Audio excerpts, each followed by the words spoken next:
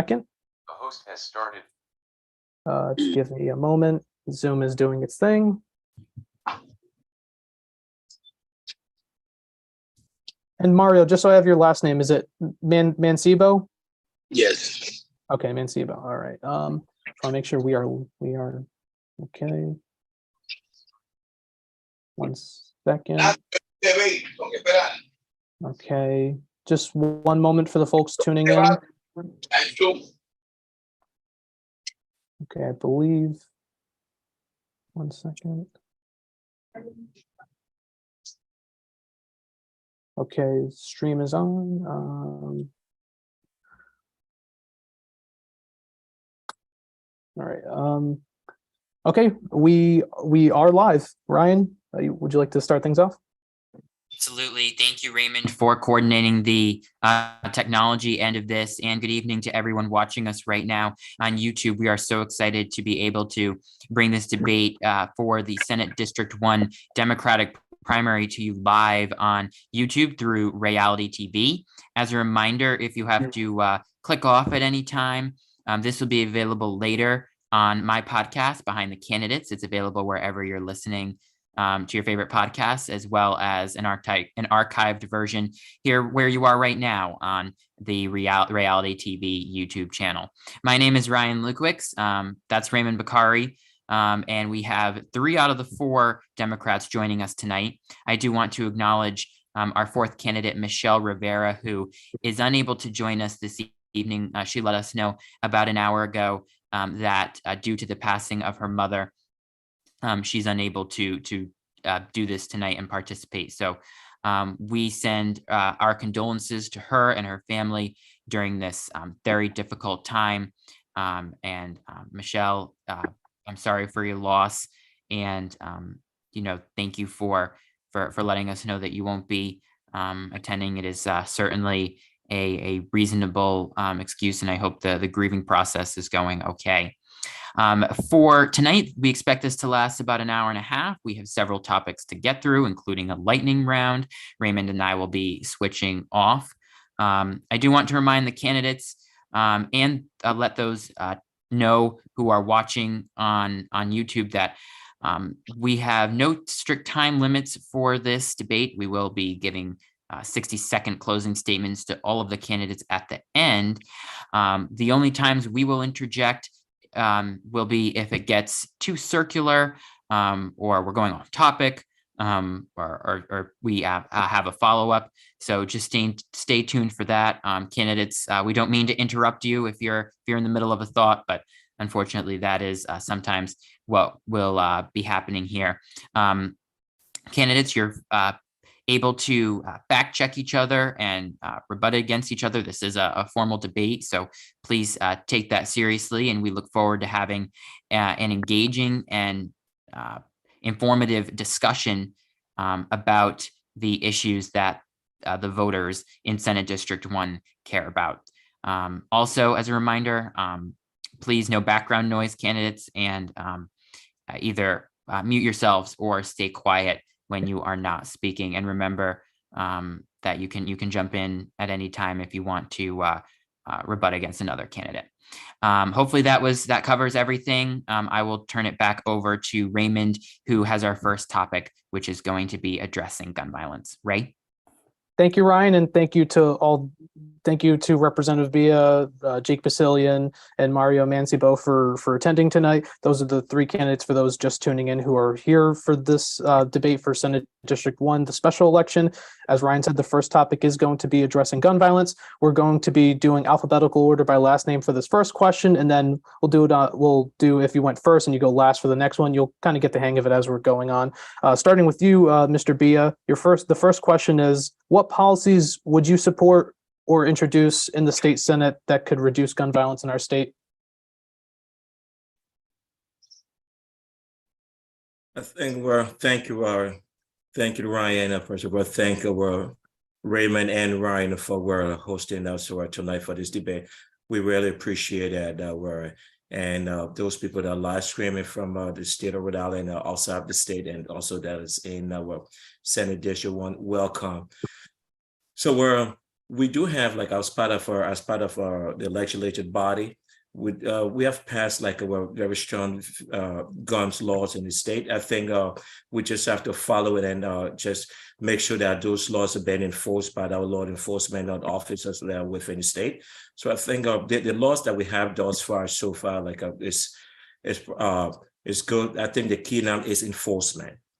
I think the key is enforcement. But one thing I just want to clarify also, like in addition to that, like when where you commit a crime dealing with guns, definitely there is no other way around that. Like our justice system have to be firm and continue where our justice system have to be firm and make sure that there were people that have committed crimes that have to do with gun violence should be strictly be like really enforced, because we know exactly right now in Senate District 1, we had an incident a few weeks ago just within like the Chad Brown, where it was a gun violence issue again. So I think the enforcement of the laws that we currently have on the books, we support that law enforcement. We give all of the support to law enforcement to make sure that the laws that we have on the books currently, which are very strong gun laws that we have on the book in the state of Rhode Island.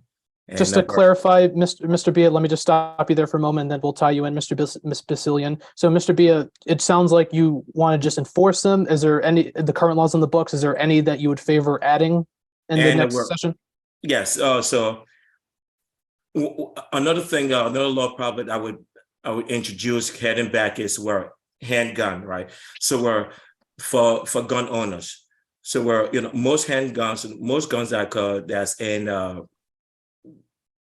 That people use to commit crimes that are stolen from cars, right? So if you purchase your if you purchase your gun legally and go through the entire process, but now you become a gun owner, irresponsible gun owner who leave your guns just in the car, and somebody's coming in the car and your car is broken into.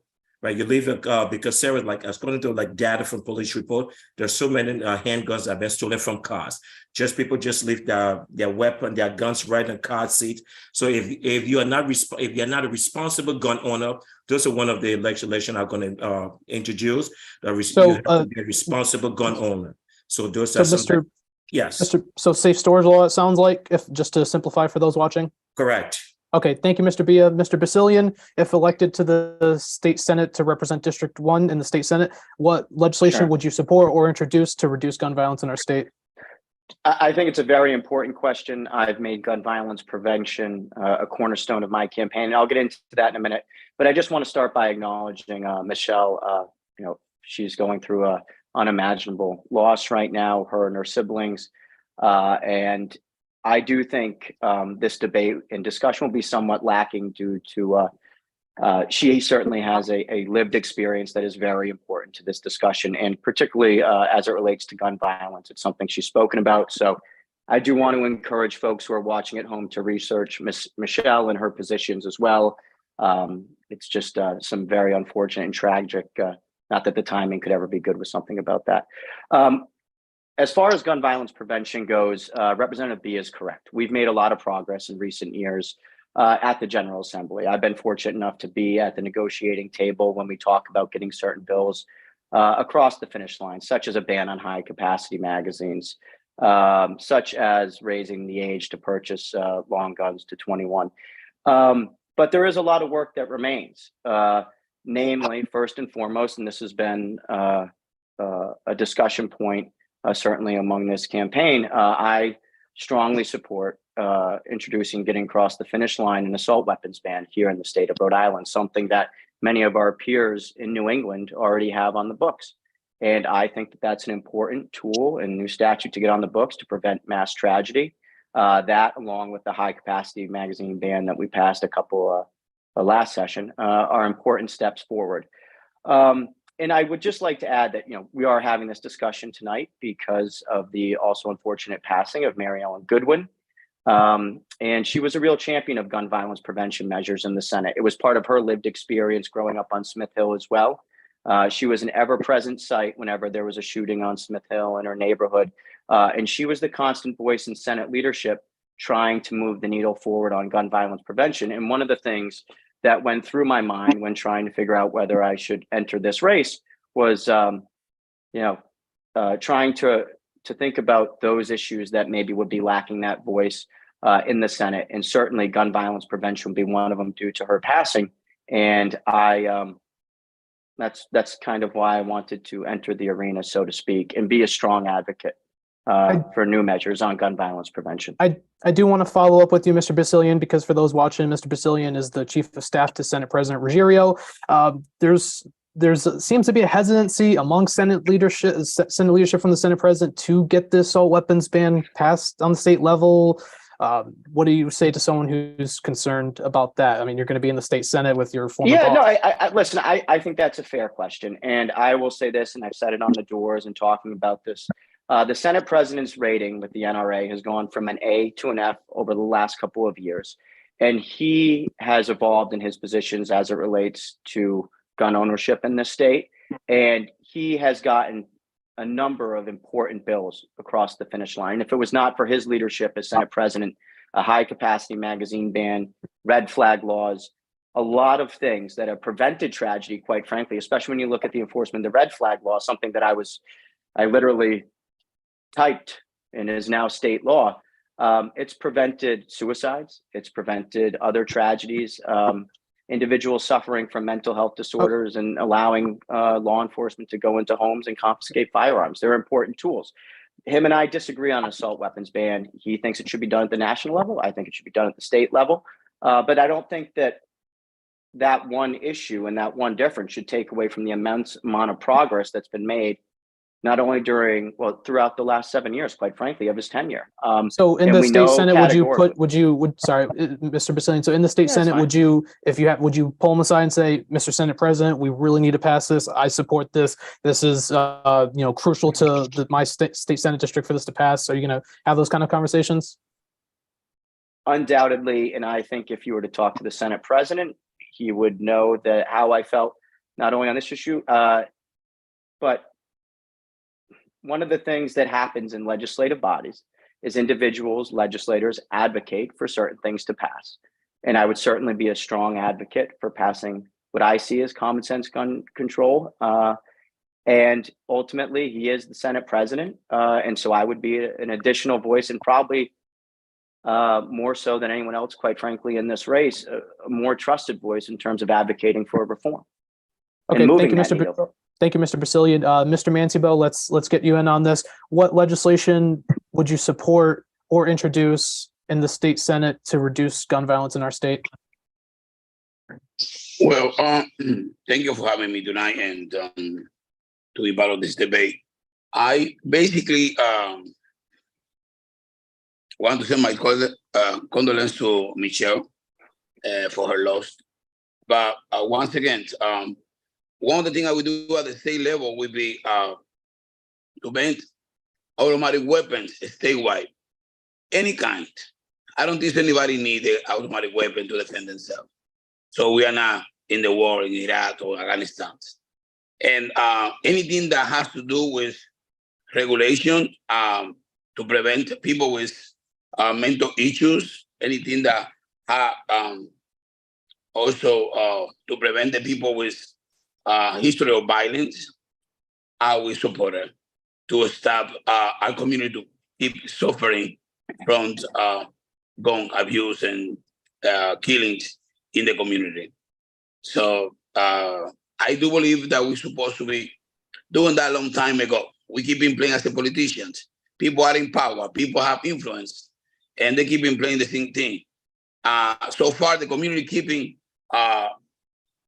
every single week we have issues in different parts of the city, in different parts of the community, because the people in power right now don't do enough. They keep in playing the games with all these guns on companies and manufacturers. So I will prevent any kind of gun expansion. For me, you don't need to have all these weapons. One pistol, it will be okay, I guess, to support the Fair Amendment. Other than that, I will ban all of them.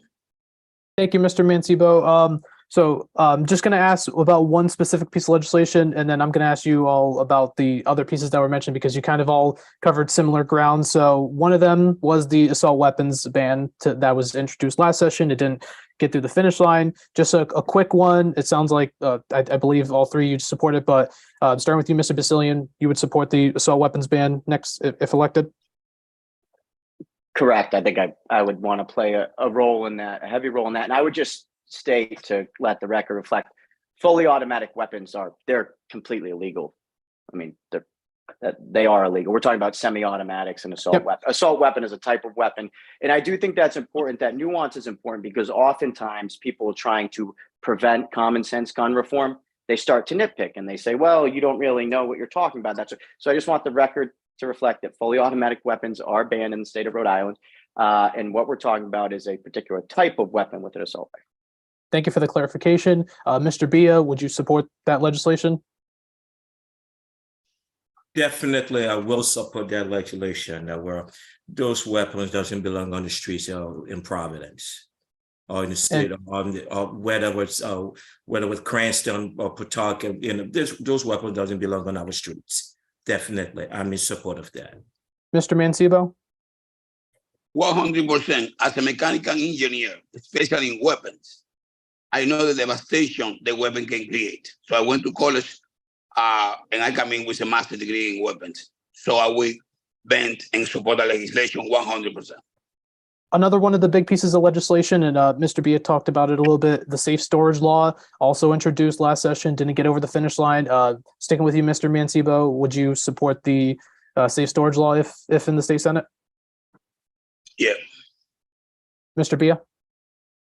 Definitely, because I'm one of the supporter of that. Definitely, I'm like a very, very strong supporter of like the safe storage law, because those are we need a responsible gun owner in our state. So the work we have done thus far with weapon in our state, and in addition to that, if we add this on and full enforcement of all of these laws, we should have a pretty good state and safe state in Rhode Island. Definitely, I'm in support of that. And I'll be one of the champions of that from the House style or from the Senate side, this next state senator. Thank you. Mr. Basilian? Yes, I think it's critically important to limit access, particularly in times of distress. It's a tool for that, but most importantly, when it comes to youth and accidental violence as well. Our next topic, Ryan will take over, which is the topic of education. Thank you, Raymond. That was a great first topic. Candidates, keep up the great work. For the education question, again, we're going to take that same approach. We're going to start off broad, and then I have some specific questions in mind, depending on where the conversation goes. For this one, we will start with Mr. Basilian. The question is, what kinds of legislation would you sponsor or support to better the Rhode Island's public schools? I know, of course, we all want to be like Massachusetts. Rhode Island has been far behind in this area. So, Mr. Basilian, I'll start with you. Talk about what would you do and what needs to be addressed specifically through legislation. Well, I just want to start by saying we certainly have set that lofty standard, right? A key part of the governor's 2030 plan is to try to get our test scores on par with Massachusetts. Yep.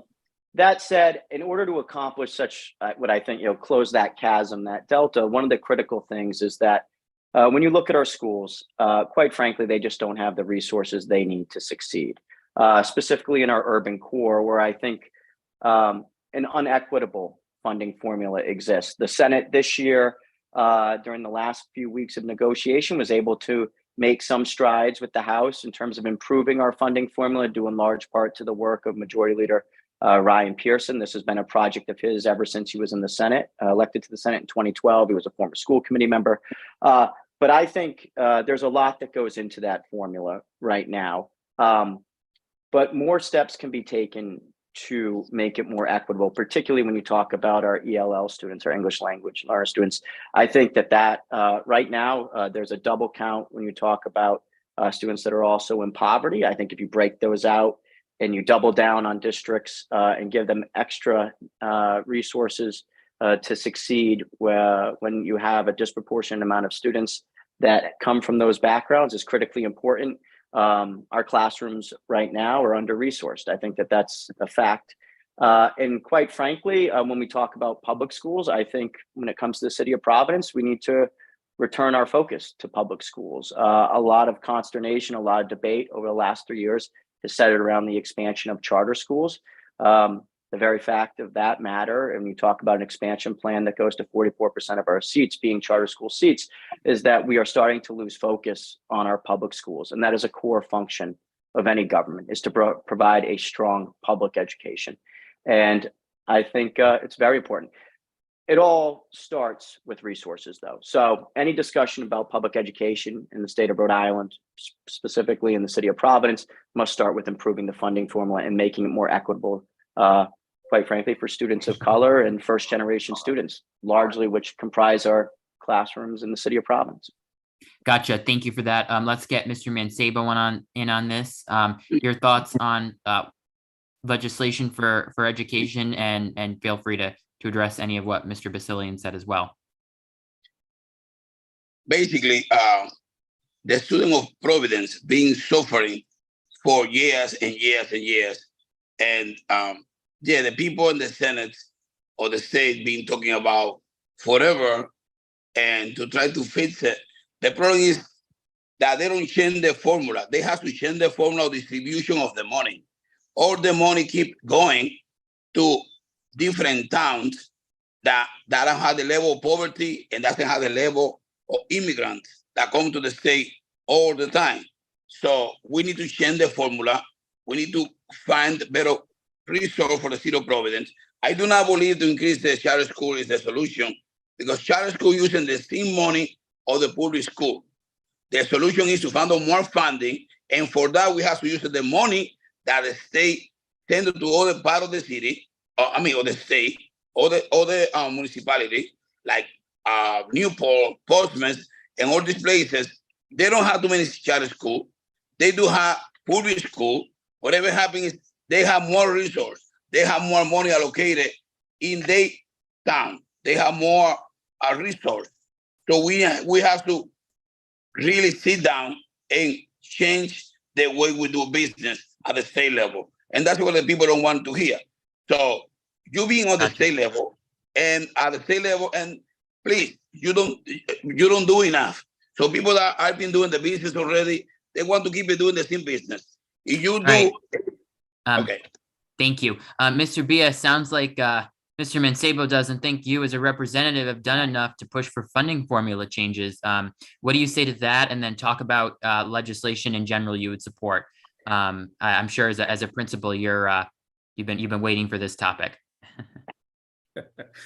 Thank you, Ryan. So basically I think Mr. Mancebo is misinformed. So and Jake touch on that, because of as member of the finance committee, we try to work on something like the funding formula for the state, right? And most especially that we help in like a district like Providence, Pawtucket, Central Falls, Woonsocket, so those are things that are going to be very beneficial for that because those are the districts that have those are the districts that have one of the highest were MLA population, and that's one. Another two, we talk about achievement gap and resources gap. So once we have the resources, the achievement gap will probably be able to help to start to close up the achievement gap. Another thing against and we have to realize that there's a lot of students and families that are moving into the state of Rhode Island. For example, Newport had about 3% MLA students population, maybe about 4, 5, 6, 7, 8 years ago. But now Newport's over, I think, close to about 10 or 13% of growth in that population. So that's one. Two, do we have enough staff? We're talking about lack of teachers. So we're talking about resources also.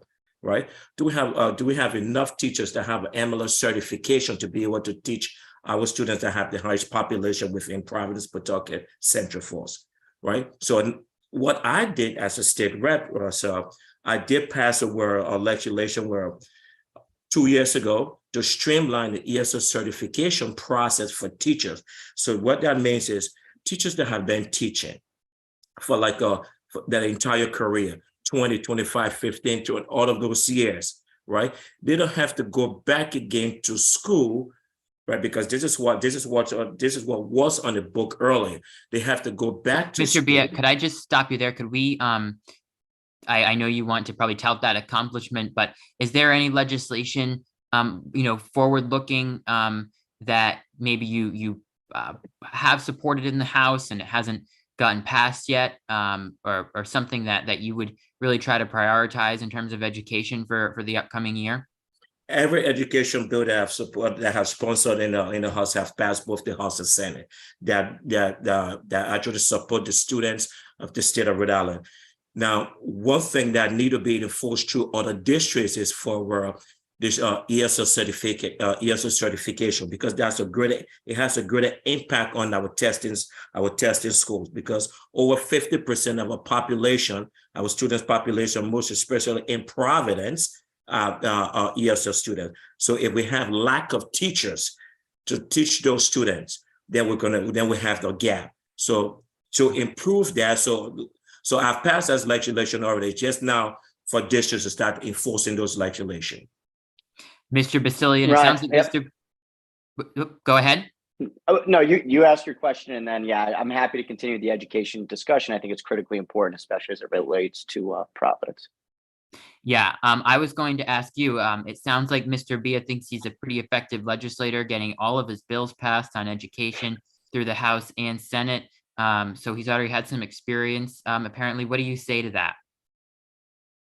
I know that Representative Bia introduced 3 bills this year, and one of them became law.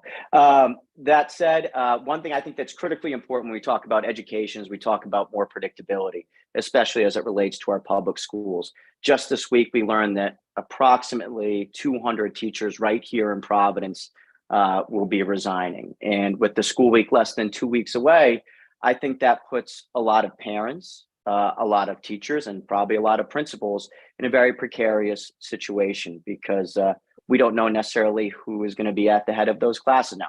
Both my parents are public school teachers. One of them is retired, fortunate enough to be retired, have a good retirement. But I use this story about my dad as instructive, because if I was elected to the Senate, a piece of legislation that I would be more than happy to work on after the election and champion and introduce is something akin to what was done in the 80s in Massachusetts, and that was called the Education Improvement Act. When my dad started teaching in 1984, he graduated Springfield College. He was embarrassed to take home his first paycheck. Minimum starting pay for a teacher back then in Massachusetts was $10,000. After a year of teaching, he resigned. He knew he could never raise a family on that wage. So he opened up a cabinet making company with my uncle. Year and a half later, Governor Dukakis passed the Education Improvement Act, thereby raising the minimum starting pay for a teacher to $21,000 a year. He gave his notice at the woodworking shop and went back to being a teacher and taught for another 36 years, because teaching was his true calling and he loved it. It was a job he loved. So many people right now want to be teachers, and they want to spend their entire career teaching in classrooms, engaging students, molding young minds, nurturing lifelong learners. But the fact is, when the starting salary in Providence Public Schools is $40,000 at step one, it's just unconscionable, quite frankly. So I think we need to fundamentally look. Any discussion about education, improving education, starts with making it fun to be a teacher again, not necessarily teaching to a high stakes test all the time, making it, you can earn a living as a teacher. So a piece of legislation I'd be happy to introduce is an Education Improvement Act that holistically helps all teachers. Thank you. Mr. Mancebo, if I could get you in on this, is there Ryan, I do just want to stop for a second, because Mr. Basilian did, toward the beginning of his answer, say that kind of dispute the record of the bills that Rep Bia or Mr. Bia had introduced in the past. Mr. Bia, do you want to say anything briefly on that before we? Thank you, Raymond. So I think if Mr. Basilian probably can go back 2 years ago, that the ESL streamlined legislation that was passed. I think Mr. Basilian, I think he forgot about those legislation that were passed in my first term as a state rep. So and in addition to that, one of the fundamental problems we have, we know we have teacher shortage in the entire nation, but most especially when we narrow it down in Rhode Island, one of the fundamental problems we have is the retirement system.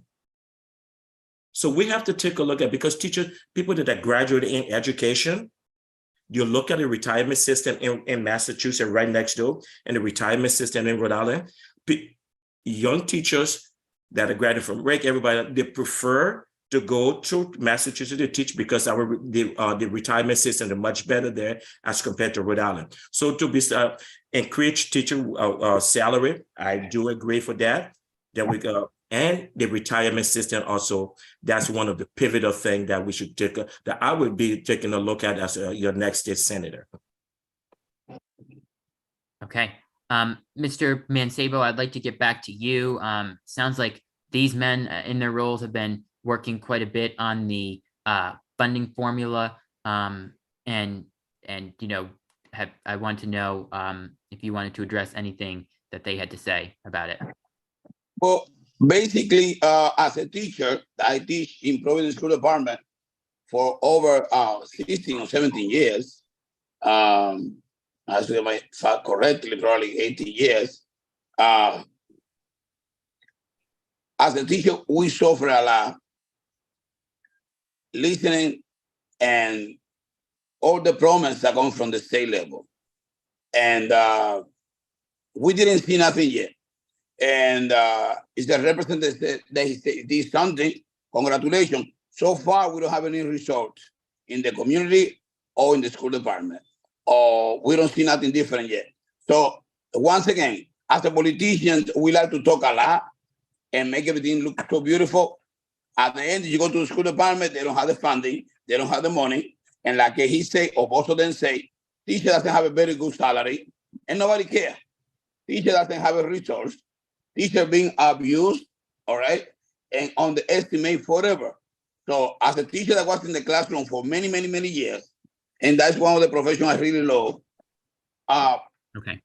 I am completely disagree about the way it's taken. Mr. Mancebo, I have to stop you there because we do need to move on. We've talked about education quite a bit. I appreciate all of your thoughtful answers on it. I do want to ask one quick follow-up before I go back to Raymond, just about the Providence Public School District. I will start with you, Mr. Mancebo, on this one. Do you think that the state takeover should be extended past what it is now in 2025? Just a yes or no answer, or when do you think it should end? No, as soon as possible. No. Okay. Mr. Bia.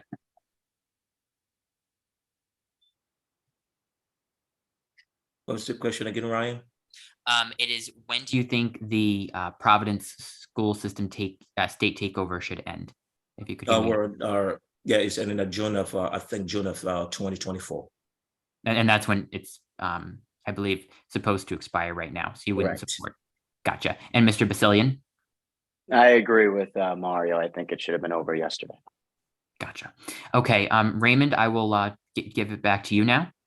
Thank you, Ryan. I actually do have one quick follow-up too. It's a support or oppose kind of question, shorter one, and then we'll go on to the next topic. So there's been a lot of support amongst some legislators to have a constitutional amendment for public education. This was a big topic that was talked about last election cycle, and bringing up Massachusetts. Massachusetts did this a long time ago, and their educational outcomes soared. So quickly, Mr. Basilian, would you support or oppose a constitutional amendment for public education?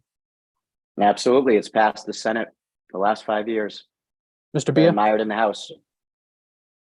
I do, absolutely. Mr. Mancebo? Yes, I do. Okay. Good amount of agreement there amongst the three. So now moving on to the next topic, taking a step away from education. This is one question that can be associated with each campaign/candidate. So I'll elaborate. So for those watching, state Senate campaigns, a lot of it is knocking on doors and talking to voters, saying, hi, I'm so-and-so, I'm running to be your next state senator. And then also there's mailers. So there's aspects of that. And sometimes when you're talking to those voters, you may run into one who is savvy and probably focusing on this race as much as Ryan and I. So we're going to ask a specific one to each one of you. Feel free to address this however you will. We did not tell them what it was ahead of time. We just told them it was one specific question. We're going to start with, I believe, Mr. Bia. So leading up to the 2022 election, you took a picture with Ashley Kalus, the Republican gubernatorial candidate, and that got a little bit of criticism considering you are a Democrat, she is a Republican, and I believe that was at their pre-election GOP event. So if a voter brings that up to you at the doors, what would you say? All right, so we're I think the event that I think was at Twin Oaks. My wife and I have dinner at Twin Oaks at like every Sunday afternoon, right? So we head over at Twin Oaks, and Ashley was there in the crew, and it's like so we were chatting. So we just said, "Hey, how you doing? Good, fine." We chatted. Say, "Hey, do you want to take a picture of me?" Fine. I took a picture with her. And I said, so just forward beyond that and beyond that. So there was nothing that I sent out or Twitter stuff. It just came from, I don't know where it came from, but I would say that's, if you want to find me every Sunday afternoon around about 6 something, that's where you'll find me at Twin Oaks. Just to clarify, so you just happened to be at Twin Oaks during the event, you didn't decide to attend because of Ashley Kalus being there? Every Sunday afternoon, that's why I have dinner at Twin Oaks. Okay. The next one is going to be for Mr. Mancebo. So for folks who are just tuning in, Mr. Mancebo is one of the 3 candidates. So Mr. Mancebo, you ran for state senate a couple times in a different district, Senate District 6, I believe, against then Senator Harold Metz. You ran a couple times, didn't win the primary. So what do you say to someone who says, you've run for office a couple times, why should we support you this time in a different district? Well, I used to live on the east side, and I moved to the north end of Providence. So I still have the same belief. I still believe that we as a minority has to really empower the community and defend our own problems. So I want to encourage the entire community, not only to support Mr. Mancebo, to support every single brother, friends, neighbor that want to represent the community, to support them, because nobody had the pain like you own people, and nobody will defend your problem like your own family, your own friends, and your own people. So I want the community to represent the community. I have nothing against the people that have been representing the community forever, but I think it's time that we have the skills, the knowledge, the experience to represent our community. We don't need any other representation. And I am okay that if the people want to represent their community, but right now, Providence and all this area is basically more minority than other race. And if we have the skills, we've been here for years. Oh, I will help you. I will help you. The problem is when they go and get a position, you need to have an appointment. You never see the person again, and the problem is not solved. So right now, I want to represent the community. I want to be there for them. I want to be part of the community. Even if I go to the state level, I will be the same person I am right now, because I love my people and I have that feeling that I can make a difference better than anybody else in this race. It's why we ask people to support me, because I do believe that my passion for my people will never change, and I will make it a difference. It's why we told people to support me.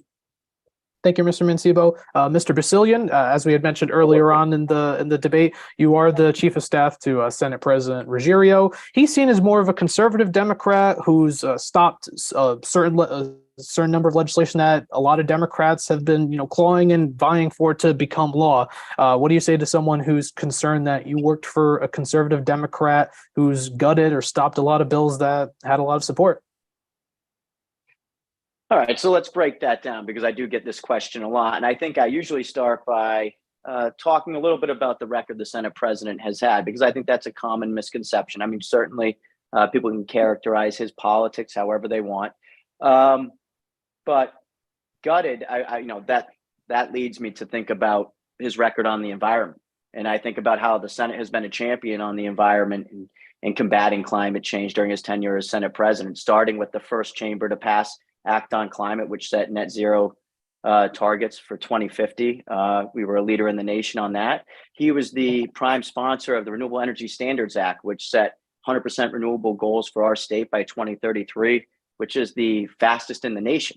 So I think sometimes the Senate president's politics get a little bit mischaracterized. I also think that what you've seen is he's become a very democratic and open-minded leader of that chamber.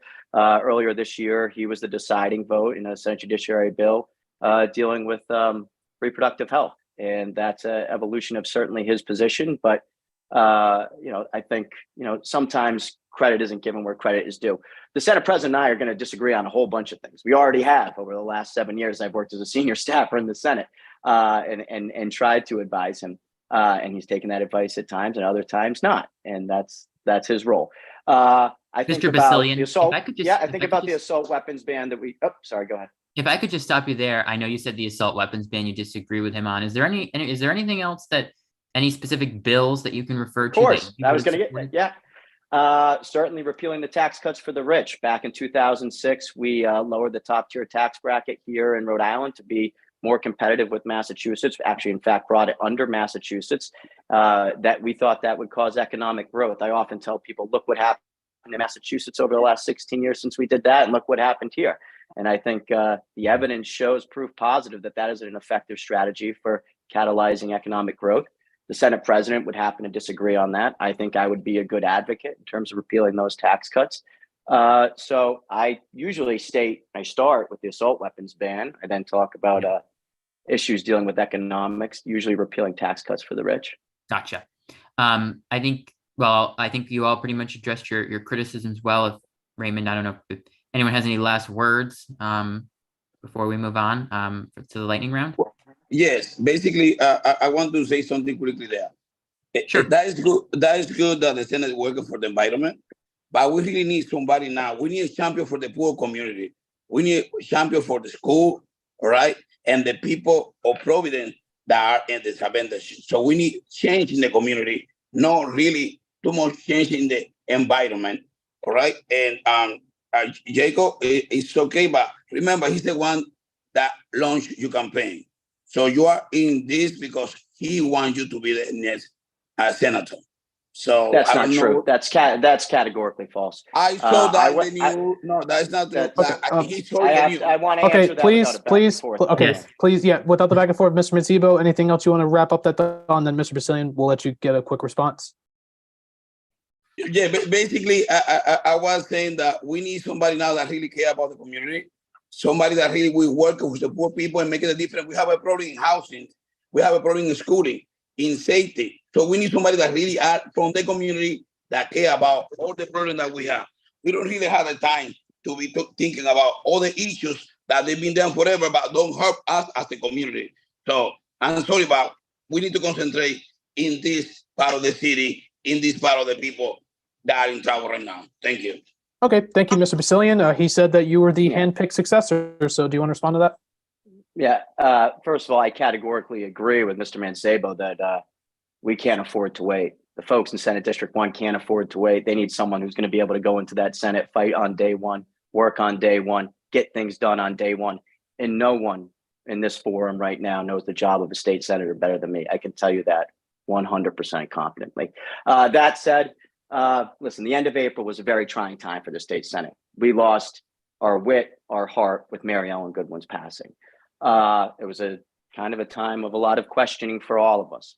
I'm 36 years old. I had just turned 36. I had gotten engaged. I'm getting married. It's a unique time in my life to be, 12 years in a senior staff capacity for different folks throughout Rhode Island.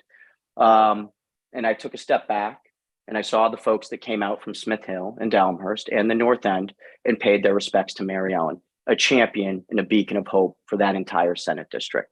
So while folks up here have been underprivileged, they certainly have not been underserved. She was a force to be reckoned with in that Senate. And thinking about who could succeed her and start to fight for those folks on day one, and thinking about what I have been able to accomplish and where I want to go with my life, I decided myself, Jake, to make the decision to enter this arena. And then I went to the Senate president's house. I told him that it was something that I was interested in doing. I did not ask his permission. I didn't really ask his thoughts necessarily. I merely asked for his well wishes. And I had that conversation with a few other folks before I decided to do it. My fiance, my parents, and a few others. But that was it. He did not come to me and say, "Hey, Jake, I'd like you to do this." Not at all. Categorically false. Thank you for this is something. Yeah, go ahead. Well, that's fine. Sorry. Okay, Mr. Bia, there was did you want to say something? I want to just say something in addition, like as Jake just alluded, definitely. yes, the right person for that seat right now for states to be a state senator for Senate District 1 is no other than May, as Jake rightfully put it, and I do agree with when it comes to the light. Mary Ellen, Senator Goodwin, was the beacon of Smith Hill in the North End. Someone that I grew up with for the last 25, 30 years up in the neighborhood. So something where I been knowing her as being the champion of the Smith Hill area. And as her state rep, something that we've worked together, we chatted together and all the things and things that she wanted to do. So those are things that were definite as a state rep to move her to work. And one thing, let us get this right. Neither one of us on this forum tonight, right? Jacob or myself or Mario and Michelle, nobody cannot replace Mary Ellen because she's a beacon up on the hill and within the community. However, as her state rep, I just try to continue the work that she was doing, that we did together, to continue as our state senator. Well, Okay. All right, Mario, very briefly, and then we're moving on to lightning round. Basically, I want to be clear. I don't want to be imitating nobody. Whatever she did is fine. But I do believe that we need somebody that also go more deep into our problem once again, into the community and solve the problem of the community. I don't want to be nobody. I don't want to look like a nobody. I want to be Mario Mancibo working for the community, making the difference, and then they can say, Mario do his work. Mario has the value. Because you know what? I do have the preparation. You don't have to be in the state level riding or be behind nobody to be the best senator. You have to be in the community and bring the community problem and solve them. Thank you. Thank you, Mr. Thank you, Mr. Mancibo. For folks just tuning in, this is our Senate District 1 debate. We have 3 of the 4 candidates, Jake Basilian, Chief of Staff to the Senate President, Nathan Bia, State Rep for House District 3, Mario Mancibo, who has run for State Senate District 6 a few times in the past. I think now let's cool things down a little bit, and Ryan will take it away with our lightning round questions. Thank you, Raymond. I'm going to start with Mr. Bia on this one. And by the way, we are looking for very quick answers. A lot of times it's just yes or no. If you need to elaborate, let's keep it to about 1 sentence. That would be great. And we can get through these hopefully fairly quickly. And this is my favorite section because I think it's great to learn a lot about the candidates in such a short amount of time. So, Mr. Bia, do you support or oppose Rhode Island's voter ID law? Mr. Bia, you're muted.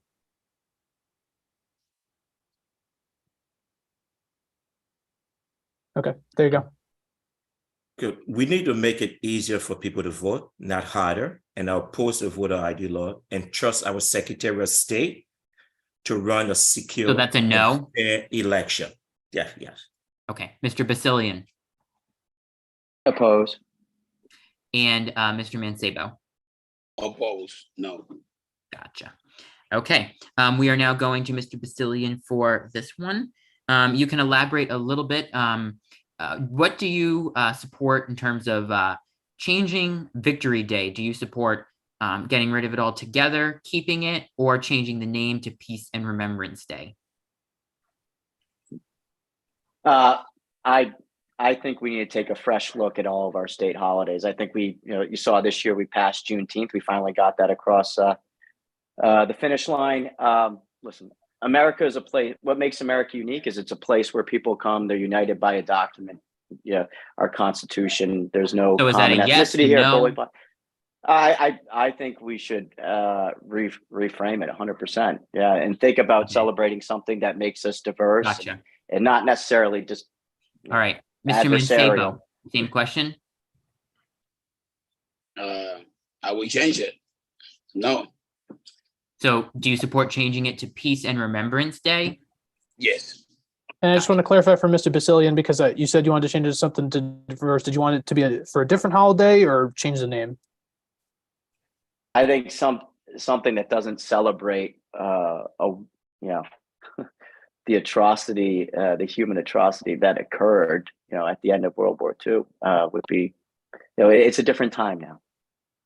Gotcha. I don't know the particulars of what Peace and Remembrance Day means. It certainly sounds great. So, well, I think it's just a different title to replace Victory Day. And just to clarify, this was introduced last session by. Okay. Just to clarify, this was introduced last session by Rep, I believe, Jennifer Stewart from Pawtucket. I believe that was the sponsor of the bill last session. I would take a look at the bill, but I mean, I certainly we should be celebrating something that. Okay, yes, we should be phrasing it differently. Same question, Mr. Bia. Look, I support keeping keeping the name Victory Day. It is a long, proud Rhode Island tradition. Thank you. Honor the sacrifices of our soldiers during World War II. So definitely, I support keeping that day. Thank you, Mr. Mancebo. You are first for this one. Do you support or oppose the ability for the governor to have the line item veto power for the governor in the budget? The veto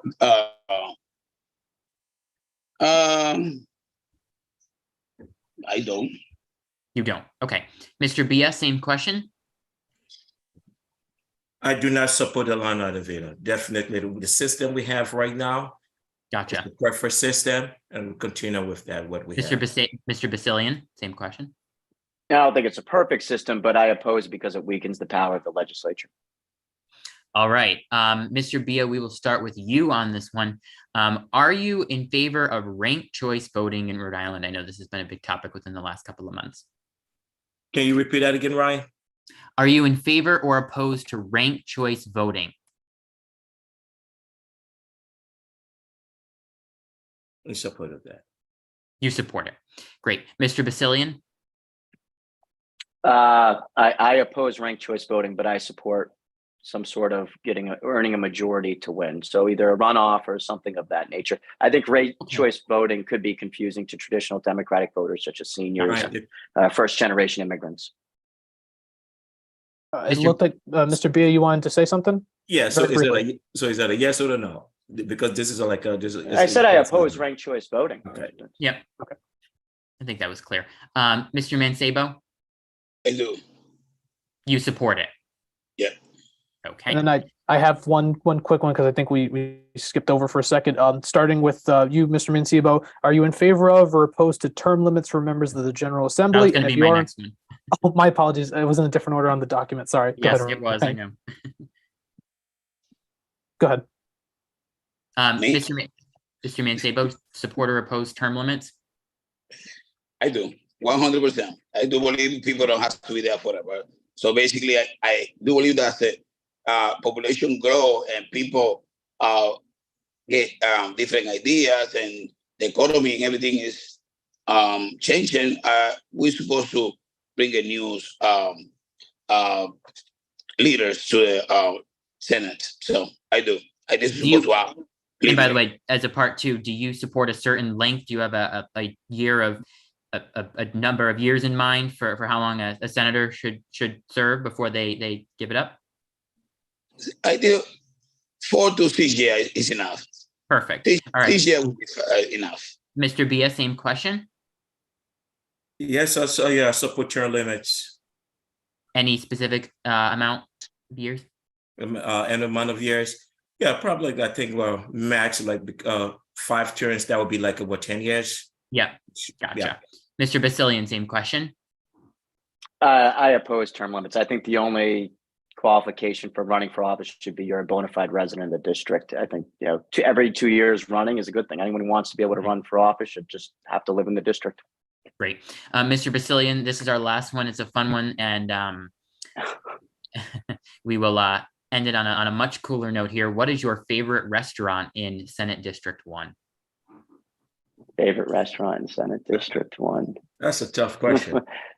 My 2 of my favorites are right outside. They're right on the other side of the river. LaSalle Bakeries. I go there every day at least twice. But I'm gonna have to go with Ladder 133. Gotcha. Good answer. Mr. Mancebo, same question. I would say I'm traveling the border. So my favorite restaurant is the Cheesecake Factory. So it's in the border. Is it in Senate District 1? It's right at the mall, right? That's an interesting choice. Right there is in the morning. I think we should say this is one almost. Okay, Right there. interesting choice. And Mr. Bia, same question. Yeah, I know that's I mean, we do have a lot to pick from right on Smith Street and stuff, but I would go with I would actually go with ladder 133. Oh, so you guys do agree? You two agree on that, huh? We agree on a lot. Gotcha. Well, I guess a visit to ladder 133 is in order after the primary.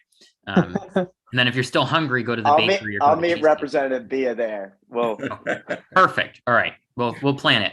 All right, Raymond, I will send it back to you for our next topic, which is unfinished business from last year's legislative session.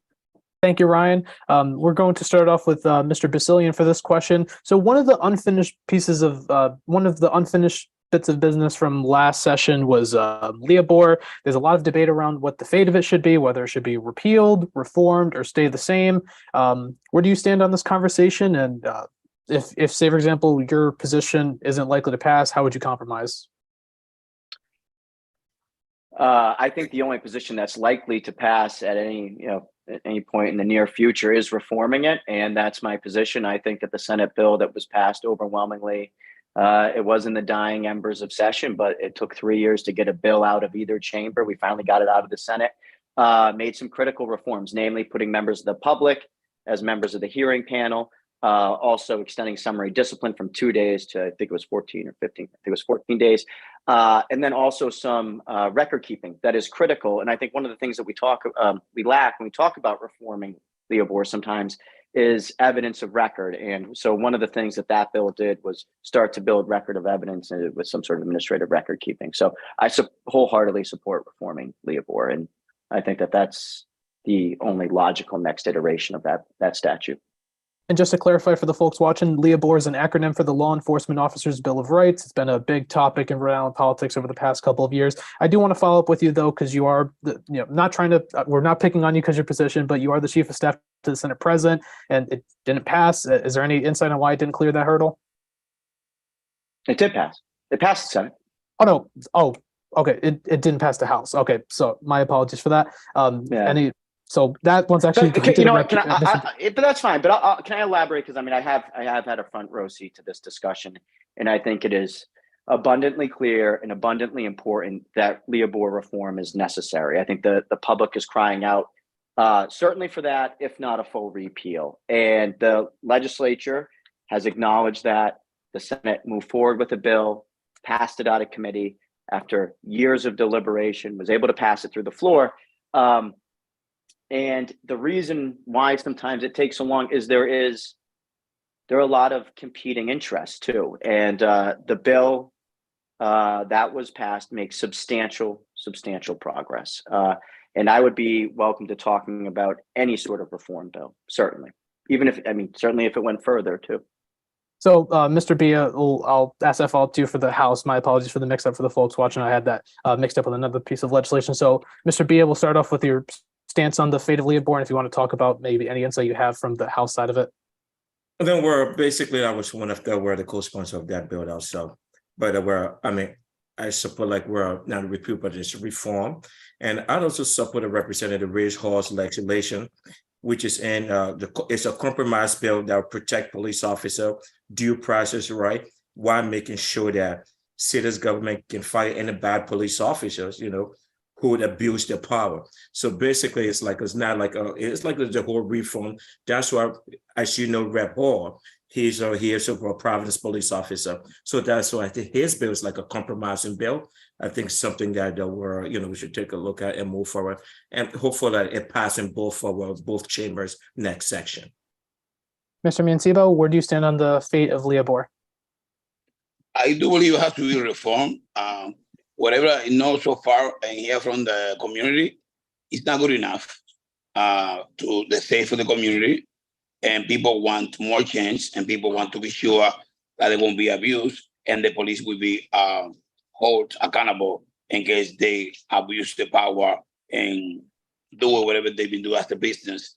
So I do believe it has to be reviewed, revised, and has to be also probably, I won't say eliminated, but people are not happy about it.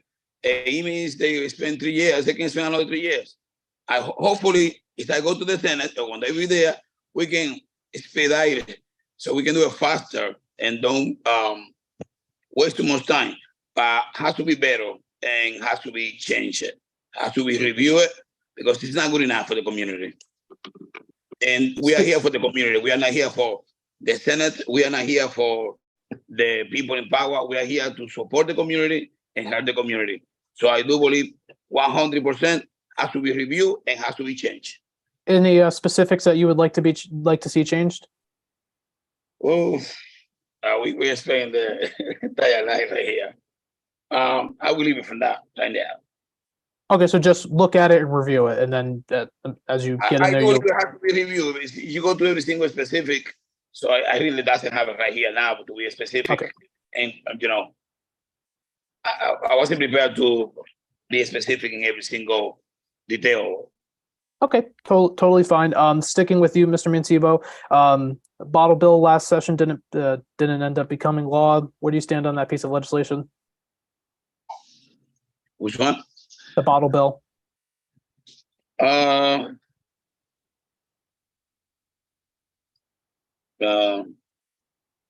don't like it too much. Okay, so you oppose it? I will say yes. Okay. Mr. Bia, where do you stand on the bottle bill? Support it.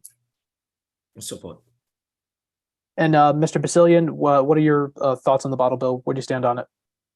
Is this a lightning round, or can we talk about it? It doesn't You can have elaborate. to be. Yeah, this is just a base one, and we'll okay. elaborate. Yeah, if you no, like. I mean, I oppose the bottle bill. I oppose raising taxes on those, on consumption like that, because usually I think they hurt those with the least amount of disposable income. So I oppose the bottle bill as written. I know there's a study commission this fall. I'd be interested to see what their recommendations are. I'd also note that, there's a lot of employers and bodegas in Senate District 1 that would be hurt by the bottle bill. Coca-Cola bottling would be hurt by it, and also the bodegas on our main streets. They oppose it as well because it's going to impact their business and be yet another tax that they have to collect and do paperwork on. That said, if there's some stuff that comes out of that study commission that makes it worthwhile and a fresh look at it, then I'm happy to take a fresh look at it as well. And Mr. B, I'll give you a chance if you want to elaborate anything on your stance on it. Yes, I think the stance and the study commission, which is a pretty good thing, because oftentimes we just like when issues that have a direct impact with the community or with the city or with the state. I think the study commission bring data back and let us know exactly, like, look at this data kind of help, help community, help cities, help town, help people. So I think the study commission is a very, very important commission to come back and bring that data. Then we'll pick up from that. I would agree with Representative Bia. The small business that I've talked to in the district right now, they're opposed to it. You'd have to get their buy-in. You talk to Bob at Onlyville System on Smith Street, he's opposed to it. You talk to Drist and his bodega up on Charles, he's opposed to it. These are the small business owners that, quite frankly, are keeping our main streets alive right now. And they're the ones who are investing back in the community. So it certainly needs community buy-in. And sticking with, go ahead. I just want to give Mr. Mancebo the chance to, if he wants to elaborate on his position. Do you have an awareness of what the bottle bill is? As someone watching this debate, I know you were pretty hesitant on your answer. So I just want to give you the chance to clarify now that you understand what it is, thanks to the knowledge of the other two candidates. Well, I wasn't even quite understand what Nathan was talking about. He opposed and then he's agree. I don't quite get what he was talking about, but I do believe anything that affects the community and the business in the community, we have to be against that, because when you create any legislation, I think we have to has to come from the community to the legislator, has to come from the benefit of the population, not that we create the power or bill to benefit more taxes or more revenue to the state. So it's why I just have everything coming from the bottom. Okay, and Mr. Bia, he did mention something toward regarding your answer. Did you want to clarify that or respond anything briefly? I mean, I really don't know, like if Mario really got like where really understood this, but I said like I think I support the study commission. The study commission will bring important data back to us. So whatever position we are right now, once the study, like where Mr. Bazilian said, once the data comes back from the study commission and we take a look at that, then where I want to change my position or where I stay from my position when the data comes back from the study commission. And that's what I alluded to. That's all. Okay. Okay, glad we were able to clarify all that. So now let's talk about the budget, because I feel like that does definitely fit under unfinished business from last session. I'll elaborate a little bit because we're at the point where that ARPA money is eventually going to run out. And those questions started at the end of that session when everything passes through that budget at the end of it. So that's why it's kind of unfinished business, because it's going to be a big pressing question in this next session and obviously the ones to follow. So starting with you, Mr. Bia, what are your thoughts on the current size of the budgets? I believe $14 billion with a B. That's kind of a hefty price tag. We all know that we have some. We had like a lot of ARPA money, like a COVID money that we needed to spend. So I mean, it was time that we spend that $14 billion. People said like, look, it was the opportunity the state had, and that budget was a very good budget that went with both chambers. So I think that's something that we're, as member of the House Finance Committee, and I'm proud of. Well, now the money have come and gone. So now we will be ready prepared for the next fiscal year that will be coming up, because we know exactly how we place our funding with the one-time COVID money that we have. So moving forward, like I have no problem so far with our state budget that we did pass this last Mr. session. Bia, I just want to interject. I don't think anyone's challenging the budget we passed last year. Every single Democrat and some Republicans supported it. I think the concern, to clarify, is more for next year about the size of the budget having to be reduced due to the ARPA money from 14 billion to something else. We've been raising that number for years, and the question is, where do the cuts or changes happen to make that number lower as we're losing the ARPA money? Can you just elaborate on that? Yeah, I mean, well, thank you, Ryan. So we're like, and some of the money, some of the ARPA money that we have, like that's like for for future use. And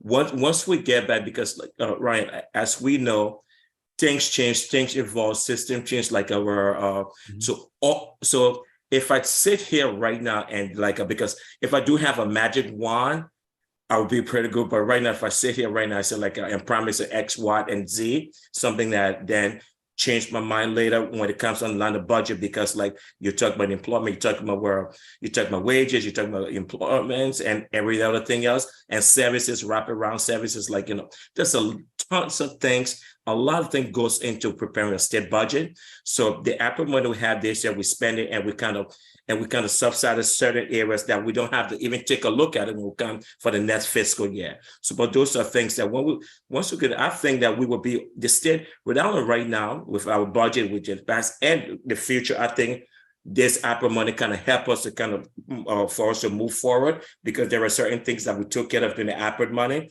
that we don't have to go back and deal with again. So what I think, but I can sit here right now and tell you, so like we're next year budget. Yes, I can. But what I'll tell you is like we are on the right path right now for the Rhode Island our budget for next year. So there's no concerns of any looming cuts or just hitting a brick wall down the line?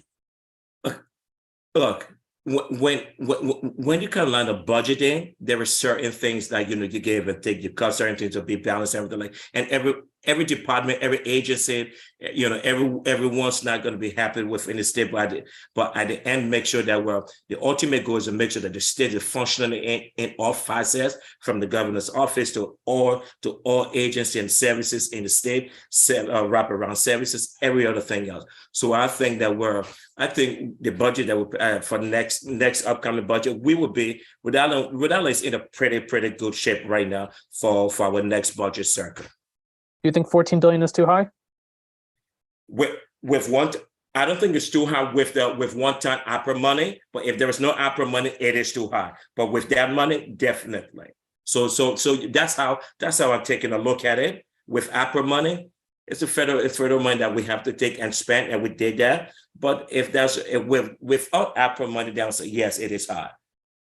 Okay, thank you for the clarification. Mr. Basilian, thoughts on the state budget? Any ideas that, where areas may need to be cut as this ARPA money does, wear off?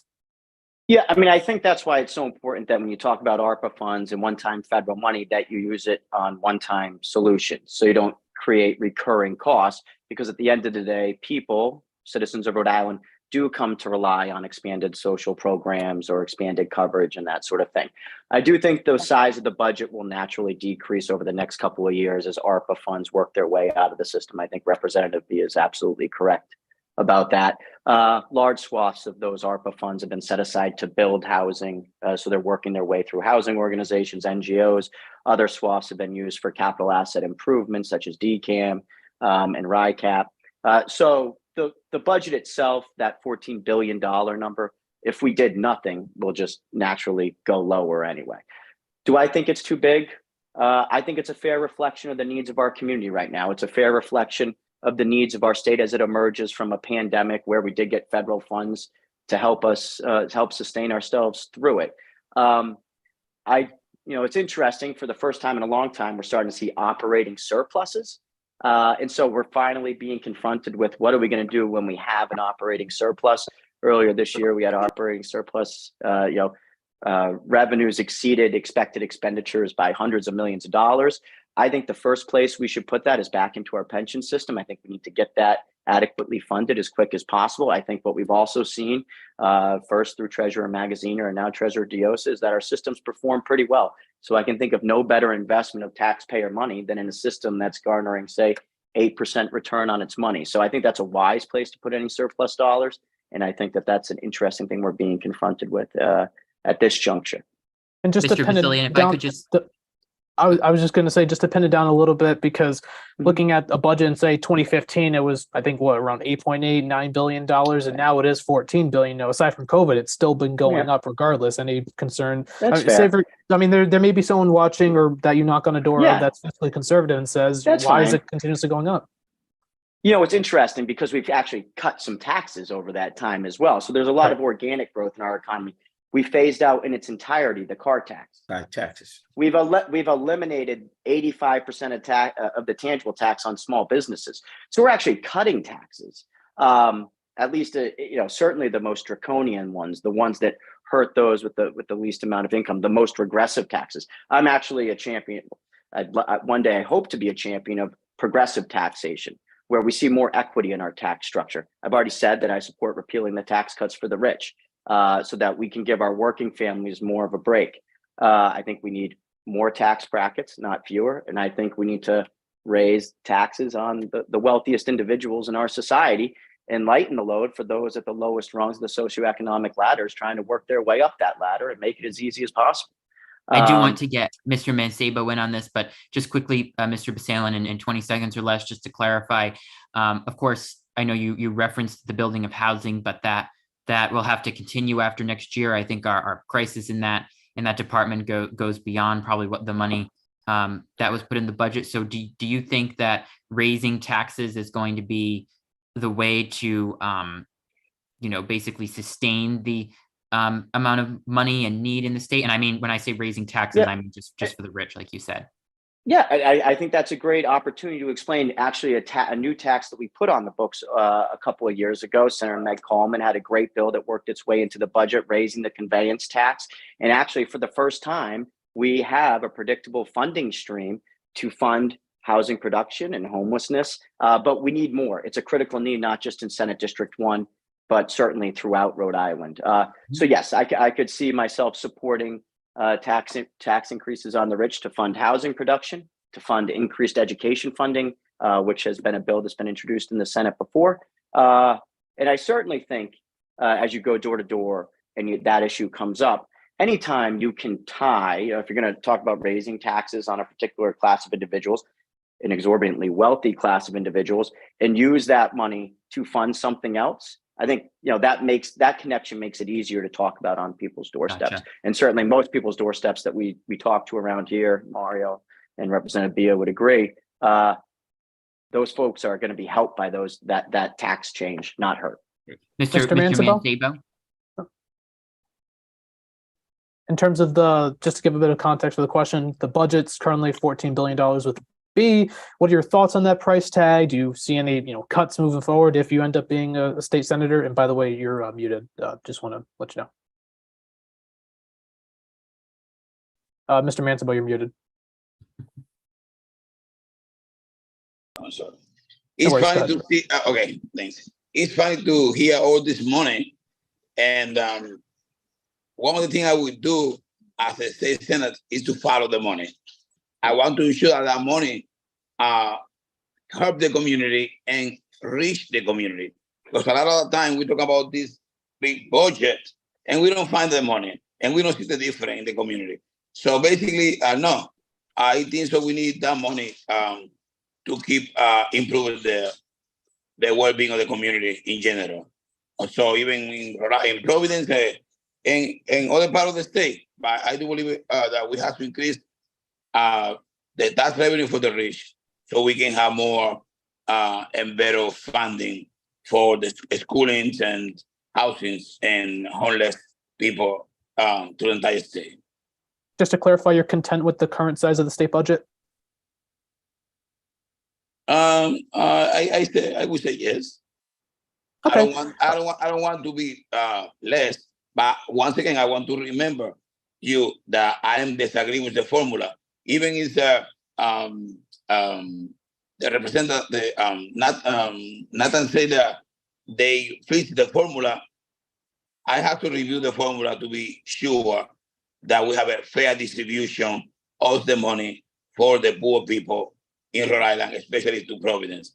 So I don't see the formula yet. Yeah. So I cannot approve the way he said that the formula improved and it's fair right now.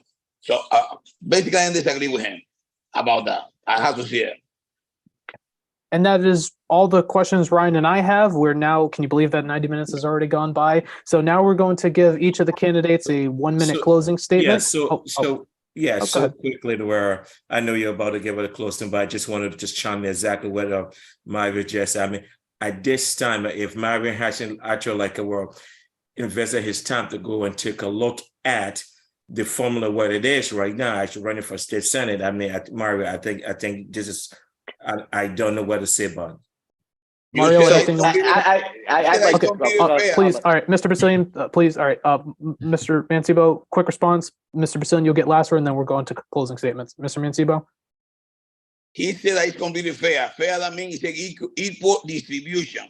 So when I see that, and then I will be agree with the formula. Equal distribution. And that's what I'm looking for.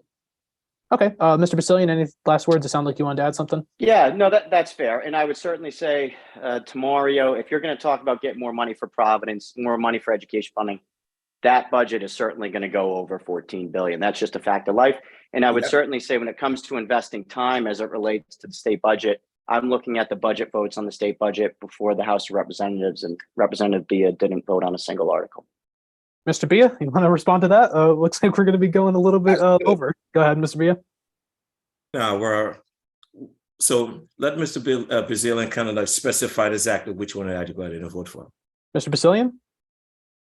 The budget debate before the House of Representatives, the articles, the floor debate. I'm looking at the vote from this previous year. So we're Mr. Basilian, I think if you can recall, I'm a member of the Health Finance Committee. So we voted that entire budget out of my Health Finance Committee. So I voted upon everything else.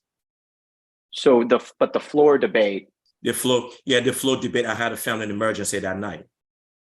Okay. But I voted everything on my committee, the Health Finance Committee. I just want you to know that I'm a member of the Health Finance Committee, that we took that from the committee and brought it onto the floor. All right, thank you, candidates. Does anyone have any last word before we move on to closing statements? Okay, I think that silence indicates that it's time for the closing statements. Okay, so as we mentioned at the beginning, 60-second closing statements for each candidate, just to give you one last idea. Consider this your elevator pitch to a voter that you're on that elevator with from Senate District 1. We are going to start with Mr. Thibault, you have 60 seconds. Thank you very much for having me tonight. So basically, I would like to say, in general, the reason that I keeping running is because I want to make it a difference.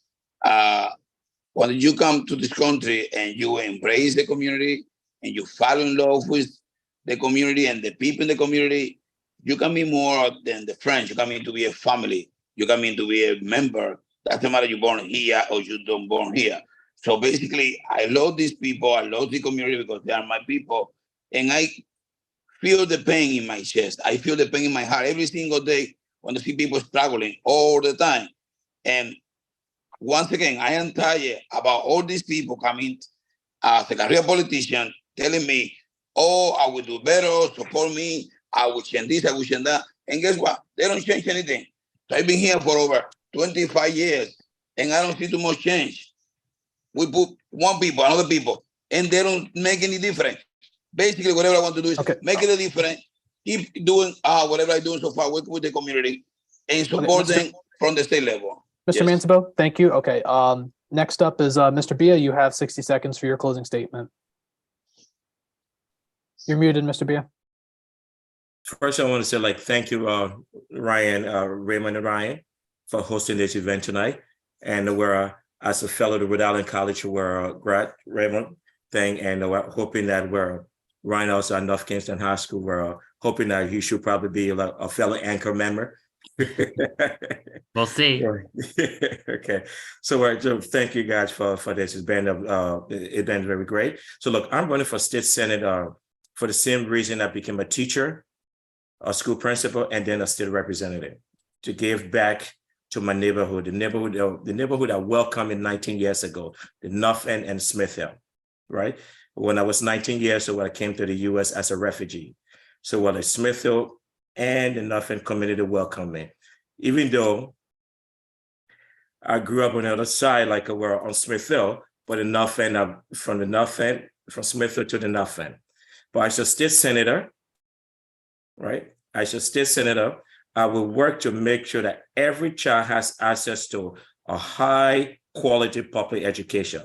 That starts with fully funding our schools, especially English language learner programs, but I also mean tackling the most causes of student which is underperforming under resources, right? We need resources for all public education, most especially our public school. Thank you, Mr. B. We're approaching 90 seconds on that. I just want to give. Thank you. We're conscious of time. Thank you, Mr. B. Mr. Basilian, you have 1 minute for your closing remarks. First, I want to just start by thanking you, Ray, and Ryan as well for your participation. I do want to acknowledge again that and extend my condolences to Michelle's family from mine. And Mario's absolutely right. Senate District 1, richly diverse from Chalkstone Avenue to Charles Street. And people come to Senate District 1, Smith Hill, Elmhurst, Wanskuck, the North End for a lot of different reasons. Refugees like Representative Bia, and I want to acknowledge his life story. Immigrants like Mr. Manchego, amazing life story as well. And also students to go to Providence College, which is part of my life story as well. And while it's a richly diverse district, the fact of life here is that there are a lot of needs, and those needs center on our most basic needs: housing, public education, and really gun violence prevention.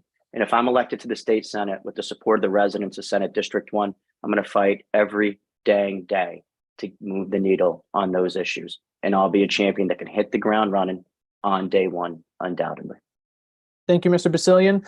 Thank you to all the candidates, and we appreciate you giving us your time for this. And thank you to those who have tuned in live to watch this. Alongside this video version that will be rewatchable on the Ray-ality TV YouTube channel, an audio version will be available shortly on Ryan's podcast called Behind the Candidates. It's on Spotify, Spreaker, Apple, basically wherever you get your podcast. So alongside subscribing to this channel, feel free to subscribe and follow Ryan on those platforms as well. Election Day is on Tuesday, September 5th, for those in the district to learn more about how you can vote, what form of identification you need at the polls, where your polling place is, etc. Visit vote.sos.ri.gov. And again, that's vote.sos.ri.gov. If you haven't already, make sure you check that website out to figure out your plan for Election Day, and early voting is going on as well. For Ryan Lukowicz,